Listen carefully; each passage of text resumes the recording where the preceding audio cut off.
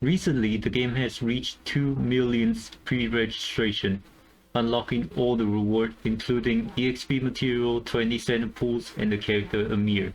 These 20 pools are going to be crucial for those who want to reroll.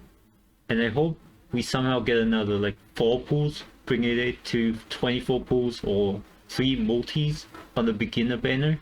By the way, you will want to reroll on the beginner banner because the guaranteed 5-star actually doesn't go away when you get an early 5-star. So let's say if you get a 5-star from the first 10 pool, you will still have the guaranteed 5-star at the very last pool of the beginner banner. So there's another thing I want to talk about in this video. So in my previous video, I mentioned the developer commentary happening early October. In the announcement, they said they will be addressing some of the community feedback from the playtest. So I have been looking around different forums, watching YouTube videos just to see what are some of the main concerns people have after playing the playtest, and just maybe speculate how the devs are going to respond. So since this is the gacha game, the thing people talk about the most is obviously the gacha system. In the playtest, there is no radar banner. However, there are many rumors saying the gacha system in CZN will be similar to the Hoyo gacha.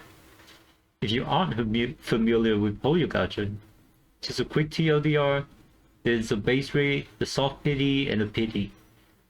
When you get a 5-star, there is 50% chance you get the rate up character and 50% chance you get a standard character.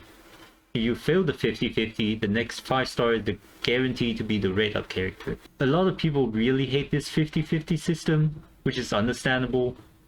However, I think everything from the gacha detail page is just arbitrary, because the gacha system simply doesn't exist in isolation within a gacha game. So I won't give you the whole the base rate is higher and the pity is lower, so it's better than the Hoyo game. No, like we can only truly see how free-to-play friendly a gacha is after like half a year to a year down the line. Realistically, I expect the dev to come out and say partner banner is 100% guarantee and just call it a day. But personally, I hope they would put the radar characters into the standard pool after the banner ends or after a few patches. Another main concern that I see is about the overall presentation. Now, I'm not talking about the combat, but I'm talking about the skills descriptions and the menu UI in the game. We know the skill descriptions are bad when even Pride right? Pride needs to make their own adjustments for the skill cards to correctly and coherently convey what they do. And about the menu UI, the consensus is that it looks very generic despite doing its job perfectly fine. Honestly, I would have to agree. When compared to the combat, the presentation in other aspects of the game seems very lopsided. In the dev commentary, I expect the dev to at least clear up all the terms by adding tooltips into the game.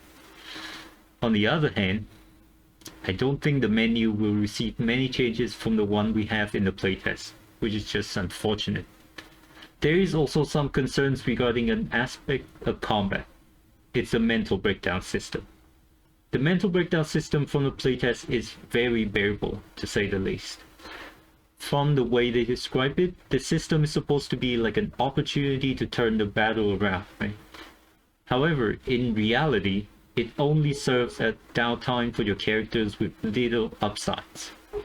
And this mechanic can be completely avoided too by using shielders, which make shield team meta in the playtest. I think this is not something that can be fixed immediately, but I anticipate they would build up on this system as the game develops. I would be surprised if the dev come out with an interesting additions to this system, but I would like to keep my expectation low, or let's just say realistic. Okay. Last but not least, I saw some concerns about the early story, about how unremarkable and stale it is. For full transparency, I skipped the story during the playtest to focus on covering the gameplay, and I'm not the story-focused kind of player in the first place. On launch, I will be doing some rerolls before taking it slow and read the story. But at this point, I have no comment about the story. And I have no idea how the devs are going to address this. That said, I hope they don't pull a Wuthering Waves and announce we are rewriting 90% of the story, right? I prefer they have a vision. I prefer they have a story they want to tell, even if it is terrible, than having none at all. That's all I have for today, guys. Let me know what you think in the comment, whether you expect to see it in the dev commentary. Take care.